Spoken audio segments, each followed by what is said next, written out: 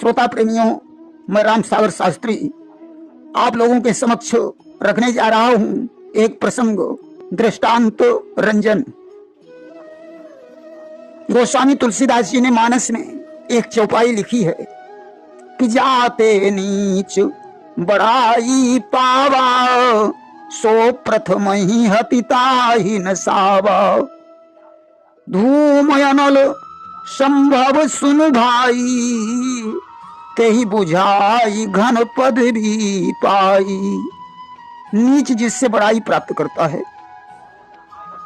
पहले वह उसी को मिटाने की कोशिश करता है। धुआं आग से पैदा होता है और बादल बनकर आग को ही बुझा देता है। एक बार एक साधु जंगल में तपस्या कर रहे थे। अचानक एक चूहा कूदकर उनकी गोद में गिरा। बोला, महाराज मेरी रक्षा करो, अन्यथा बिल्ली मुझे खा जाएगी। मैं बिल्ली से बहुत डरता हूं, इसलिए आप कृपा करके मुझे बिल्ली बना दीजिए। साधु ने कमंडल से जल लिया और मंत्र पढ़कर चूहे के ऊपर छिड़क दिया। चूहा बिल्ली बन गया। एक दिन की बात है, वह बिल्ली कुटी के बाहर कहीं घूम रही थी। अचानक एक कुत्ता आ गया। कुत्ते को देखकर बिल्ली भाग खड़ी हुई, महात्मा जी के पास पहुंची। बोली, बाबा जी मुझे कुत्ते से बहुत डर लगता है, ऐसा करो मुझे कुत्ता बना दो। महात्मा जी ने कमंडल से जल लिया, अभिमंत्रित करके बिल्ली के ऊपर छिड़क दिया। बिल्ली कुत्ता बन गई। एक दिन की बात है, उस कुत्ते ने शेर को देखा, भागकर महात्मा जी के पास पहुंचा। बोला, बाबा जी मुझे शेर से बहुत डर लगता है, ऐसा करो मुझे शेर बना दो। महात्मा जी ने उसे शेर बना दिया। ज्यों ही वह शेर बना, उसकी चित्त वृत्तियां बदल गईं। वह महात्मा जी को ही खाने के लिए झपटा। महात्मा जी ने कमंडल से जल लिया और कहा, पुनर्मुस्को भव, जा दुष्ट तू फिर से चूहा हो जा। अस्त वह शेर फिर से चूहा बन गया। देखिए, भगवान का दर्शन सहज में नहीं होता है। गोस्वामी तुलसीदास जी लिखते हैं कि जब लऊं प्रेम माही कमताई, और तब लऊं हरि दर्शन कठिनाई। मिटा दो अपनी हस्ती को अगर कुछ मर्तबा चाहूं, कि दाना खाक में मिलकर गुले गुलजार होता है। एक बार एक बगीचे में एक महात्मा जी पहुंचे। उन्होंने वहां अपना आसन लगाया, प्राणायाम किया और चल दिए। ये करिश्मा सब एक चरवाहा देख रहा था। उसने बाबा जी को प्रणाम करके पूछा, महाराज अभी आप नाक पकड़कर क्या कर रहे थे? बाबा जी ने कहा, भगवान का दर्शन कर रहा था। चरवाहे ने विचार किया, आज हम भी भगवान के दर्शन करेंगे। बाबा जी तो चले गए। चरवाहे ने वहीं अपना गमछा बिछाया और उस पर बैठ गया। उसे प्राणायाम का ज्ञान भी नहीं था। उसने सांस को खींचकर नाक को कसकर बंद कर लिया। अब तो प्राणवायु झटपटाने लगी। उसने कहा, कुछ भी हो जाए, जब तक भगवान के दर्शन नहीं होंगे तब तक मैं नाक को नहीं छोड़ूंगा। अब तो भगवान विचार करने लगे, चरवाहा मर जाएगा, आज तो मुझे दर्शन देना ही होगा। आज साक्षात भगवान उसके सामने प्रकट हो गए। बोले, भक्तराज नाक को छोड़ दो, आंखें खोल कर देखो, मैं तुम्हारे सामने खड़ा हूं। भगवान का दर्शन करके चरवाहा बहुत प्रसन्न हुआ।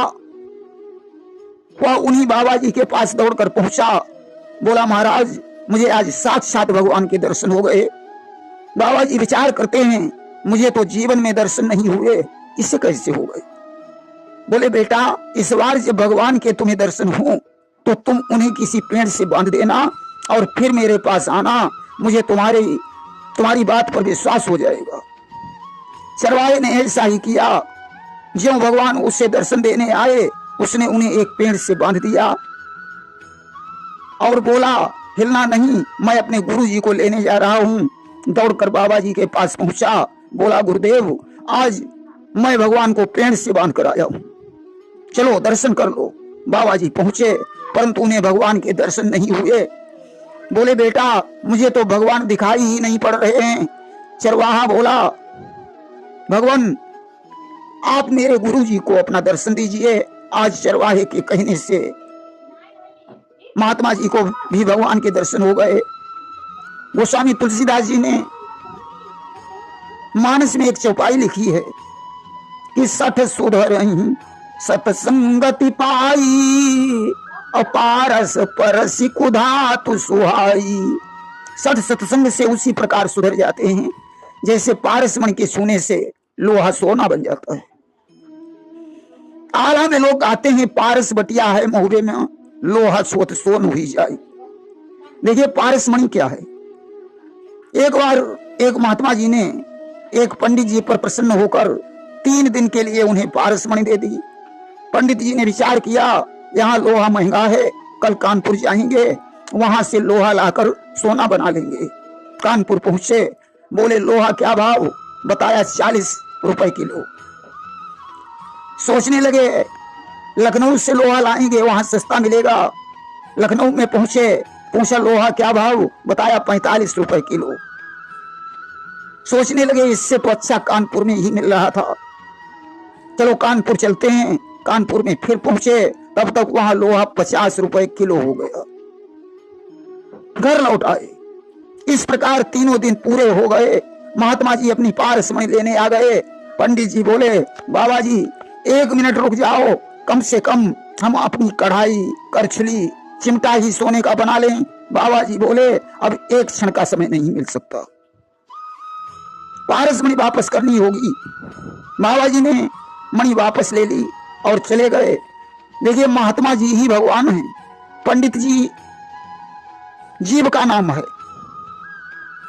और शरीर ही पारस मणि है। इसके द्वारा यदि अच्छे कर्म नहीं कर पाए, सोचते ही रहे, तो एक दिन ऐसा आएगा वह परमात्मा पारस मणि रूपी शरीर को लेकर चला जाएगा। एक बार किसी शहर में एक धर्मात्मा वैश्य रहता था। वह संतान से दुखी था। एक बार नारद जी ने उस वैश्य का हाथ देखा और बोले 7 जन्मों तक तुम्हारी कोई संतान नहीं हो सकती है। ऐसा कहकर नारद जी चले गए। तभी उसके दरवाजे पर एक सन्यासी आ गया। उसने आवाज लगाई जो मुझे 1 रोटी देगा उसके 1 पुत्र होगा, जो 5 रोटियां देगा उसके 5 पुत्र होंगे। सेठानी ने सन्यासी को 4 रोटियां दी। सन्यासी ने उसे 4 पुत्र होने का वरदान दे दिया। कुछ समय के उपरांत उसके यहाँ 4 पुत्रों का जन्म हुआ। चारों पुत्र आंगन में खेल रहे थे। उसी समय नारद जी आ गए। 4 पुत्र देखकर आश्चर्य में पड़ गए। सेठ जी ने कहा महाराज ये सब आपकी ही कृपा का प्रसाद है। अब नारद जी को अपने ऊपर और भगवान विष्णु पर बड़ा क्रोध आया कि दी हूं साप की मरी हूं जाई और जगत मोर उपहास कराई। अब मैं भगवान को जाकर या तो साप दे दूंगा या अपनी आत्महत्या कर लूंगा। अरे मेरे वचन कैसे झूठे हो गए। भले ही चंद्रमा आग उगलने लगे, सूरज ठंडा हो जाए, गंगा की धार पलट जाए, परंतु हमारे वचन कभी झूठे नहीं हो सकते। आज गुस्से में भगवान के पास चल दिए। भगवान ने विचार किया नारद जी गुस्से में आ रहे हैं। भगवान अपना सिर पकड़कर जोर जोर से चिल्लाने लगे। नारद जी को देखकर भगवान ने कहा मेरे सिर में भयंकर पीड़ा हो रही है, यदि शीघ्र उपचार नहीं हुआ तो यह दर्द सारे शरीर में फैल जाएगा। नारद ने कहा प्रभु चिंता मत करो, मैं अति शीघ्र धन्वंतरी वैद्य को लाता हूं। भगवान ने कहा नारद इस दर्द को धन्वंतरी वैद्य भी ठीक नहीं कर सकते। ऐसा करो तुम एक कटोरा लेकर जाओ, जो भक्त अपने हृदय का खून दे दे उसके लेप से ये दर्द बिल्कुल ठीक हो जाएगा। नारद जी ने हाथ में कटोरा लिया। तमाम संत महात्माओं के पास पहुंचे। बोले भैया भगवान के सिर में दर्द हो रहा है, उन्हें तुम्हारे हृदय के खून की जरूरत है, परंतु किसी ने खून नहीं दिया। नारद जी आगे बढ़े। देखा एक मंदिर के पास बैठे वही सन्यासी महाराज भगवान का भजन कर रहे। नारद ने कहा आप भगवान के भक्त हैं, उन्हें तुम्हारे हृदय के खून की जरूरत है। सन्यासी जी ने हाथ में छुरी उठाई और ज्यों ही हृदय पर मारनी चाहिए, आज साक्षात भगवान विष्णु प्रकट हो गए। हाथ पकड़ लिया और बोले धन्य है भक्तराज, तुम्हें हमसे कितना प्रेम है।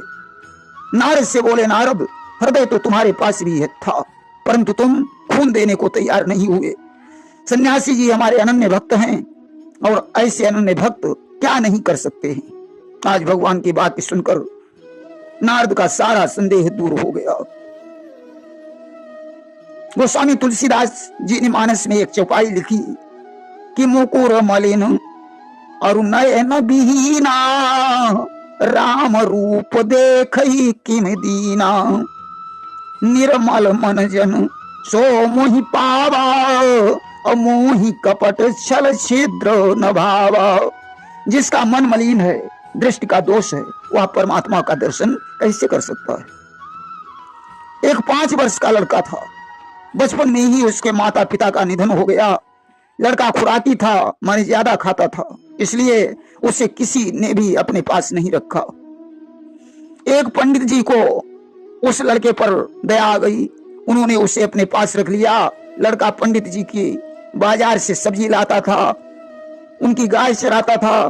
पंडित जी उसे 5 किलो आटा देते थे और सब्जी भी देते थे। लड़का अपना भोजन अपने हाथों से बनाता था।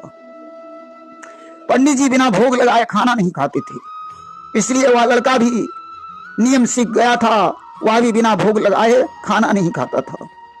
आज उसने 5 किलो आटा मारकर मोटे मोटे टिक्कर बनाए, सब्जी बनाकर तैयार की, सारा भोजन रखकर उसने भगवान का संकीर्तन करना शुरू कर दिया कि श्री राम जय राम जय जय राम, श्री राम जय राम जय जय राम।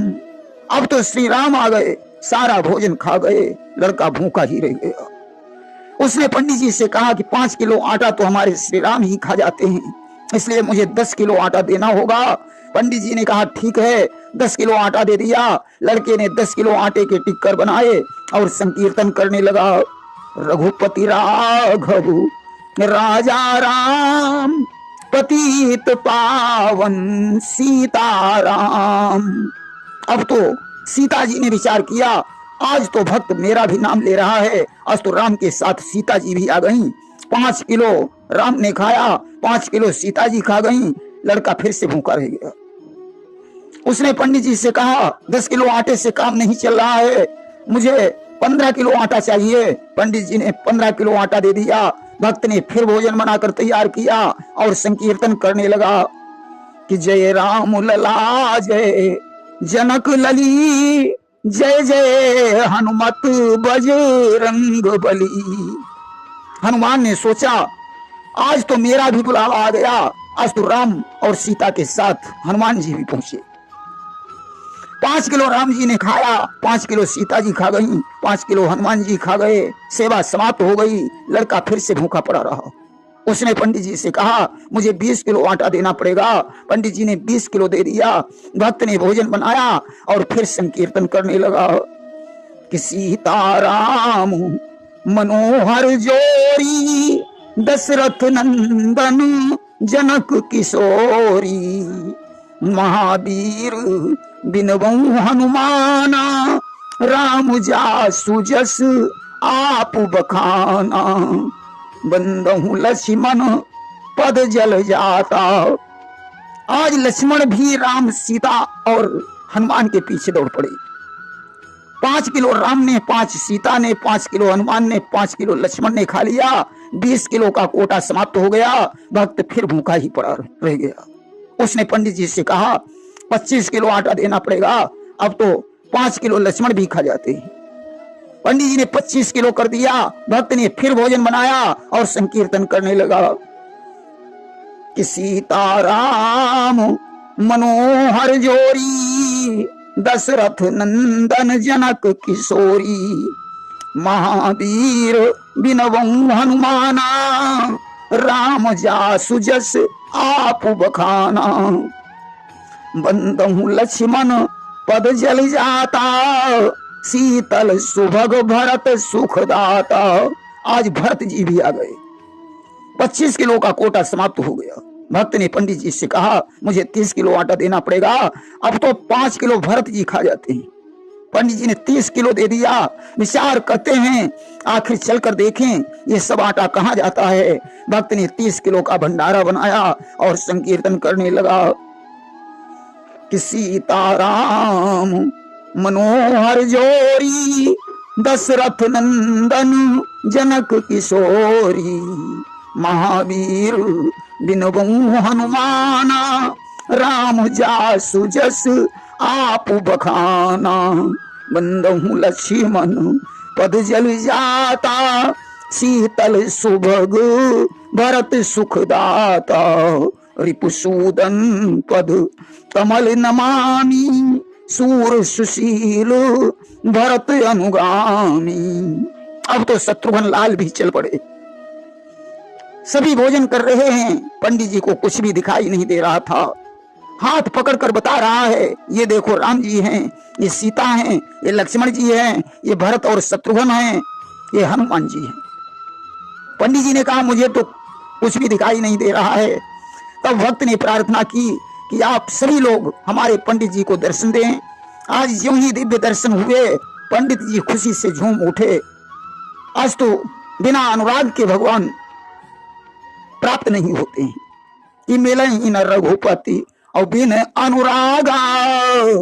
एक कवि ने एक सुंदर श्लोक लिखा है कि व्याधस्य आचरणम ध्रुवस्य च भयो, विद्या गजेन्द्रस्य का जातिर्विदुरस्य यादव पते, रुग्रस्य किं पौरुषम उपजाया कमनीय रूपमधिकम, किंतीत सुदाम्नो धनम, भक्त्या तुष्यन्ति केवलम न च गुणहि, भक्ति प्रियो माधवा। भगवान आचरण से प्रसन्न नहीं होते। अगर यह बात होती तो व्याधि का क्या आचरण होता है जिसे भगवान प्राप्त हो गए। भगवान किसी उम्र वाले को नहीं मिलते। अगर यह बात होती तो ध्रुव की उम्र तो सिर्फ 5 वर्ष की थी, उससे भगवान कैसे प्राप्त हो गए। भगवान किसी अच्छी जाति वाले को नहीं मिलते। अगर यह बात होती तो विदुर जी को भगवान कैसे मिल गए। भगवान किसी विद्या वाले को नहीं मिलते। अगर यह बात होती तो गजेंद्र के पास कौन सी विद्या थी। भगवान सुंदरता को भी नहीं देखते। अगर यह बात होती तो कुब्जा को भगवान कैसे मिल गए। भगवान धन से भी प्रसन्न नहीं होते। अगर यह बात होती तो सुदामा को भगवान कैसे मिल गए। भगवान गुणों को नहीं देखते, उन्हें तो सिर्फ भक्ति प्रिय है। जिसका निर्मल मन है, जो छल कपट से रहित है, उसी को भगवान प्राप्त होते हैं।